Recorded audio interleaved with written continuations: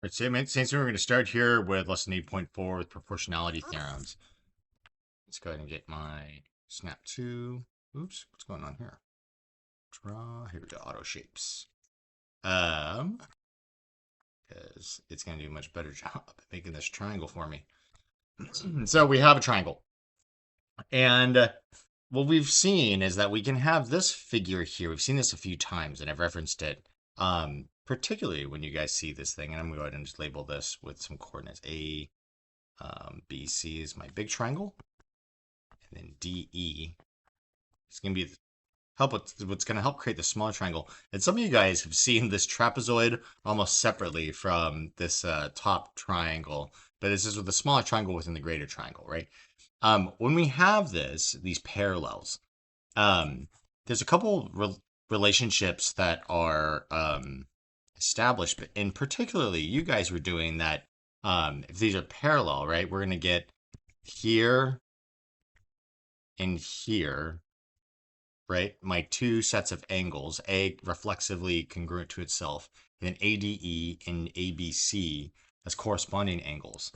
Right, so what we were seeing so far in class was that if we have this BC parallel to DE, I'm sorry, BC parallel to DE, then we'd have triangle ADE similar, right? The top little triangle similar to the big triangle ABC.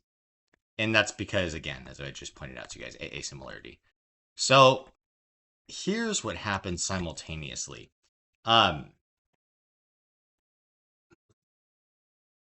consider just these smaller segments where that would be the legs of a trapezoid, okay? For that trapezoid DBCE. What's going to happen is that if we utilize angle addition, right, AD and DB, as well as AE and EC, we create AB and AC. So if we were to subtract off this original portion right here, which is similar, these other two parts, DB and EC, also wind up having a similarity. So what we can say is that to this bigger triangle, AE to AD, those sides, or to the smaller triangle that is, these corresponding, right, with AE would be EC, this leg of this lower trapezoid, is going to be proportional to this leg of this lower trapezoid, right, underneath AD.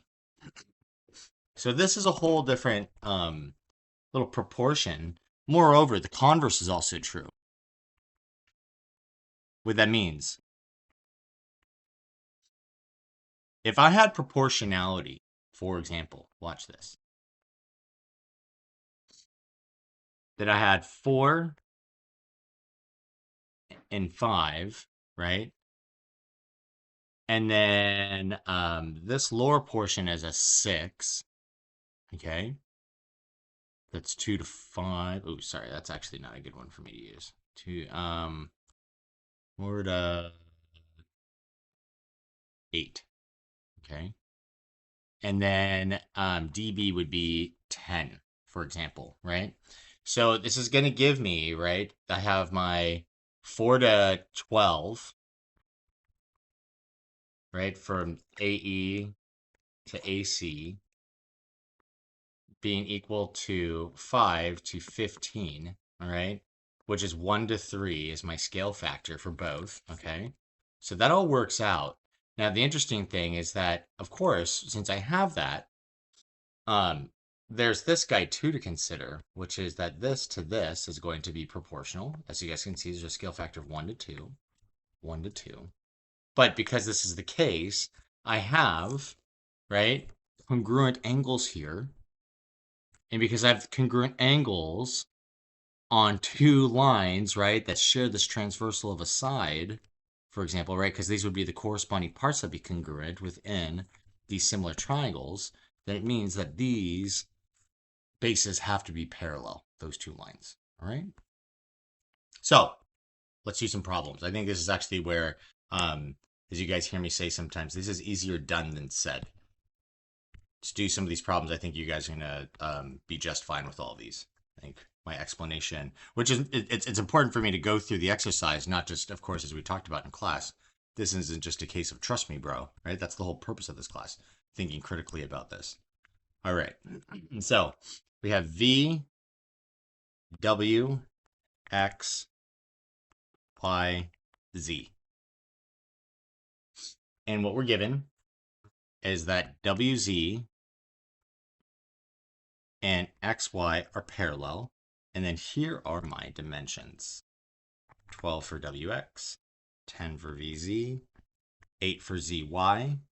And we are going to solve for VW. Okay. Well, VW right here, which we don't know, we could give the value X, but effectively it's this, is that we have WX, this top portion, is going to be to XY, this bottom portion,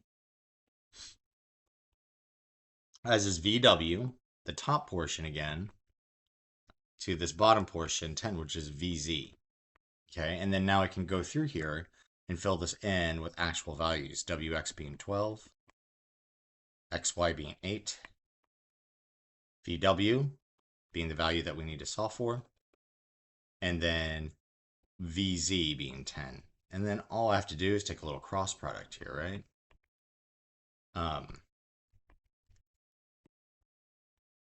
Of these. So 12 times 10 or 10 times 12 is 120. Is equal to 8 times x, which is 8x. I divided both sides by 8. This is a pretty easy problem because the calculator just spits it out as 15 is equal to x, which is VW. Okay. Could we set this up a little bit differently? Sure. Or another way to think about this is we could go VW to WX, right? What's on top, left to right. And what's on bottom, left to right, VZ to ZY, or YZ. Okay, now check it out. If I do my cross product, what do I get? I'm going to get the same thing as I had here, right? XY times VW that I had right here. That still is happening.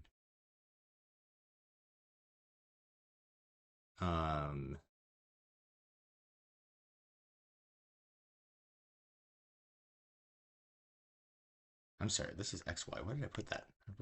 I meant to write YZ. Goodness, guys, I'm confusing you. Is this to this? I even circled it when I went the explanation, right? WX to YZ. I just wrote the wrong thing altogether. Okay, my apologies. Hope that wasn't too confusing. We got those relationships right in the end. Here's a line. Here's another line. And let's just draw some lines that are going to intersect these.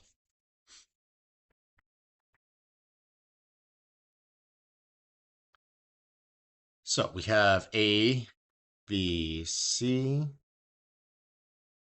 D, E, F. Okay. And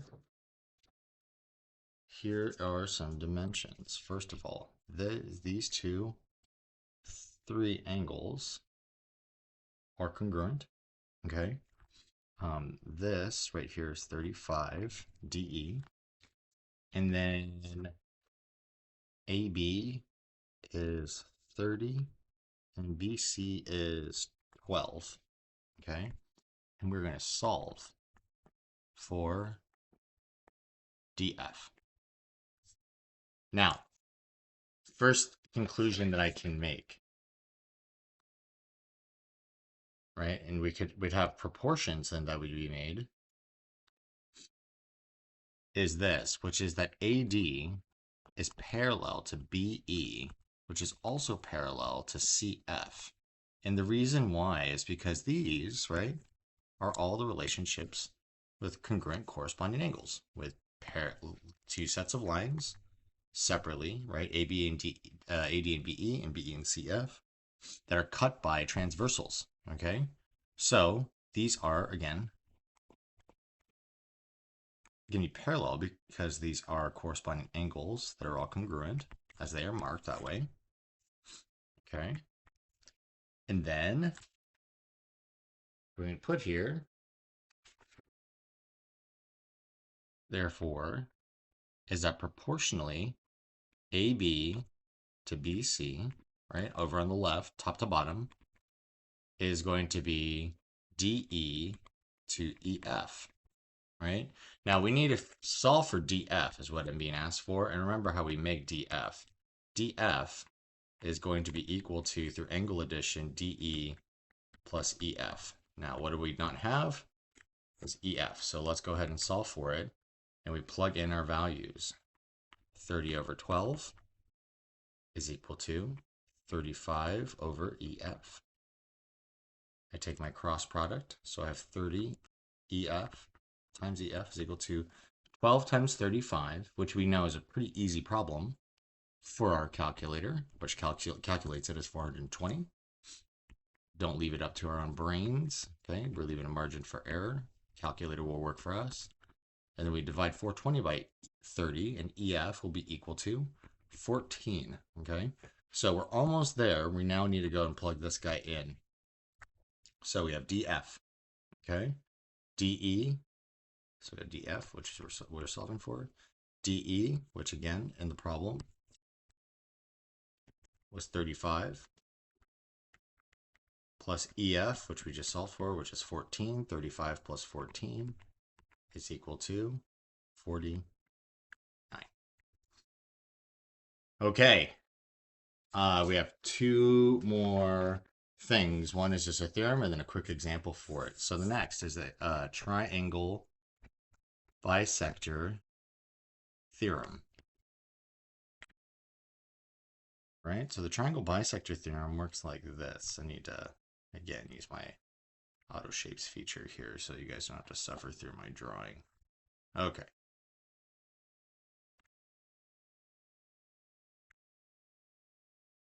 It's best when the software draws for me. We have A, B, C. Okay, and then I'm going to have this line here that comes through here. That's this, and it's the angle bisector. Now, it doesn't mean, and let me draw a little bit better of an angle bisector. Okay, when I draw that angle bisector, and I'm going to mark the congruence, we can see that DB and AD are not congruent. It's the angle that's bisected, not the side opposite. It only happens that way. Can happen that way, but it only happens that way in an isosceles triangle. So if CD is an angle bisector, which it is, then we have some proportionality that's going to happen. AD, right, this resulting segment is going to have a proportion to DB, the other one right here, right, as per the two kind of like legs on the outside here, AC and CB. Okay. So here's how we use that to solve a problem. All right. Last example for today. Watch. Let's go ahead and get.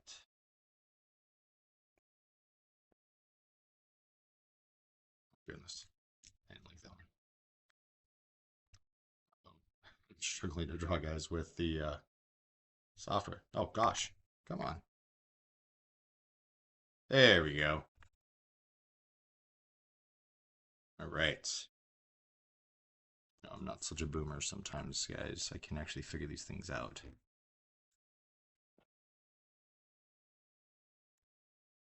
A, B, C, D.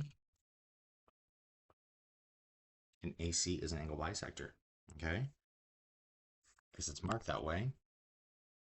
Here are my dimensions, 42, 18, 63, and Y, and your directions are to solve for Y. All right? So, a couple ways we can do it. We can go AB to AD is BC to CD, right? Leg to leg, segment to segment, right? top to bottom, top to bottom. Fill in the blanks here. AB is 42, AD is 63, BC is 18, and CD is Y. Take my cross product, okay? Which is going to give me a 42 times Y is equal to 18 times 63, which is 1,134 according to your calculator. Pretty quick for the calculator. 1134 divided by 42, calculator does very well. That it's equal to 27, okay? Cool. I mean, this will be a really quick problem for you. Another way, again, to think of this, guys, what's permissible is that we had said, for example, rather than going AD to AB, we could work within the same triangle. So we go to the top. We could say AB to BC, so leg to the bottom segment, or that resulting segment is going to be AD to CD. And look at what happens when you take the cross product, right? BC times AD is right here, right? AB times CD. This one also we get anyway. Okay.